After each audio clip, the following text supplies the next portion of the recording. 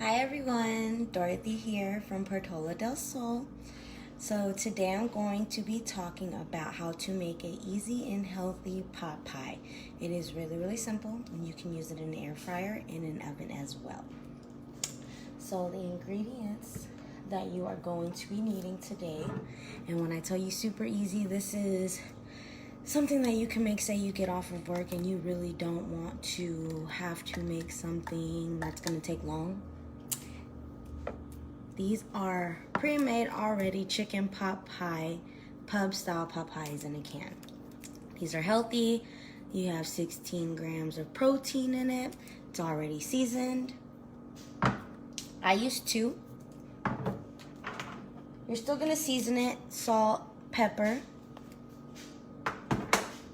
garlic powder. No garlic salt. That's what kind of makes it healthy as well. And in a regular pot pie, you use a lot of butter. For this, you won't need a lot of butter. You can use leftover chicken. You can use any type of potatoes. You can use anything. And then the last thing that you are going to use is pie crust. You can use it at the bottom of it. Put your pot pie filling in the middle. And then you're going to put the pie crust on top. And then you're going to baste it with egg to make sure that it doesn't burn on top. You're going to put it in the oven for 375 degrees, or you can put it in the air fryer for the same amount of time. In the air fryer, you're going to keep it in for about 15 minutes since it does work a lot faster than an oven. For an oven, you're going to do it for about 30 minutes. Since the ingredients in here are already cooked, it's not going to take that long. You can literally put this in a pot and you can just stir it up, season it, make sure that the taste is to your liking, and then you can put it in the oven. And that's pretty much it. I see we have a viewer. I can't see who's watching, but hi. So that's pretty much it. I am going to post a picture of what the pot pie looks like. Once it's all done, I'll put it in the comments. But you do have me for a little bit longer today. I am going to be talking about emergency preparedness plan. I'm going to give you 3 steps to emergency preparedness plan and what you do and what you will need. First, for people who don't know what an emergency preparedness plan is, the term refers to steps you take to make sure you are safe before, during, and after an emergency or natural disaster. These plans are important for your safety in both natural disasters and man-made disasters. Examples of natural disasters are floods, blizzards, tornadoes, and earthquakes. Man-made disasters can include explosions, fires, chemical, and biological attacks. Since the events of September 11, 2000 and more recently Hurricane Katrina, Americans are more aware of emergencies. According to a 2004 Harris poll, 96% of Americans feel it is important to prepare for emergencies, but less than 20% describe themselves as totally prepared. Despite guidelines from government organizations and community-based services like the American Red Cross, only 42% of Americans have created a personal emergency kit.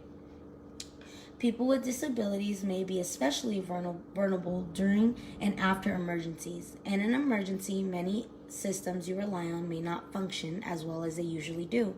Familiar landmarks and usual travel routes you and your service animal know may be altered. Utilities like electricity, water, gas, and phone service may be disrupted. You might need to temporarily evacuate to a shelter which may not be fully accessible for your needs. The tips and strategies can help you plan to be prepared for these situations. So if an emergency happens in your community, it may take emergency workers some time to get to you. You should be prepared to take care of yourself and your family for a minimum of 72 hours. By taking a few simple steps today, you can become better prepared to face a range of emergencies anytime and anywhere. So the first 3 steps, I'm going to say the 3 and then I'll go deeper into them. The first one is going to be know the risks.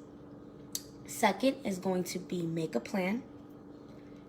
And the third is to get an emergency kit. So for the first step, Although the consequences of various disasters can be similar, knowing the risks in your region can help you better prepare. Across Canada, they face a number of hazards such as earthquakes in British Columbia, blizzards in Nunavut, and tornadoes in Ontario. In addition to natural disasters, there are other types of risks such as power outages and industrial or transportation accidents. Sorry, guys. For the second one, it's going to be make a plan. So for a Canadian household, they need an emergency plan, which will help them and their family to know what to do in an emergency. Your family may not be together when an emergency occurs. Plan how to meet or how to contact one another and discuss what you would do in different situations. It only takes 20 minutes to complete a personalized plan online. You can print it out. Most of the information can be filled out on your own. And I'm going to put the site that I'm on right now on the comments as well so you guys can see it. To fill out your emergency home plan, you will need to think about the following: safe exits from home and neighborhood, meeting places to reunite with family or roommates, designated person to pick up children should you be unavailable, contact persons close by and out of town, special health needs, place for your pet to stay, risks in your region, and location of your fire extinguisher, water valve, electrical box, gas valve, and floor drain. And the last one is going to be get an emergency kit. In an emergency, you will need some basic supplies. You may need to get by without power or tap water. Be prepared to be self-sufficient for at least 72 hours. Make sure your kit is easy to carry and everyone in the household knows where it is. Keep it in a backpack, duffel bag, or a suitcase with wheels, in an easy-to-reach, accessible place such as your front hall closet. So for a basic emergency kit, the things that you should have in it is water. At least 2 liters of water per person per day. Include small bottles that can be carried easily in case of an evacuation order.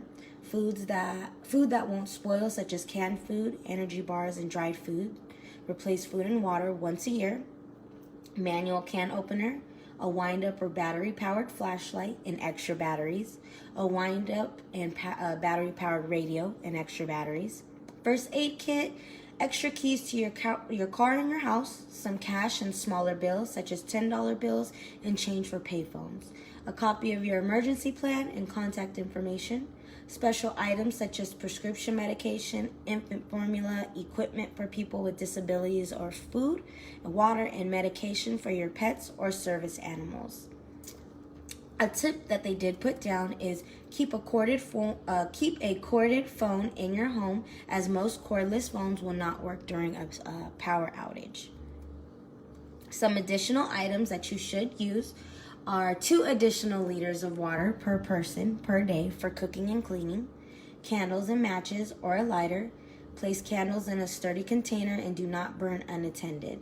Change of clothing and footwear for each household member, a sleeping bag or a warm blanket for each household member, toiletries, hand sanitizer, utensils, garbage bags, toilet paper, household items like chlorine, bleach, or water purifying tablets, basic tools, which are hammers, pliers, wrench, screwdrivers, work gloves, desk mask, pocket knife, a small fuel-driven stove and a fuel.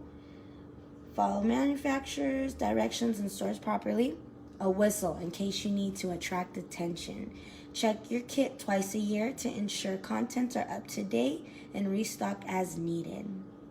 I do notice that the emergency plan that I was reading was more so for people who lived in Canada, but everybody lives in different places. Like, I live in Nevada, so mine would probably be a lot different than somebody that lived in California or that lived in Ohio or Arizona. So it's very important to just make sure that we're all prepared and we are ready for an emergency and we are safe. So those are the tips for an emergency preparedness plan, and that is how you make a pot pie in a air fryer or an oven I will put all the information that I said today in the comments. I hope you guys come and see me next week. You guys have a blessed day. Thank you. Bye-bye.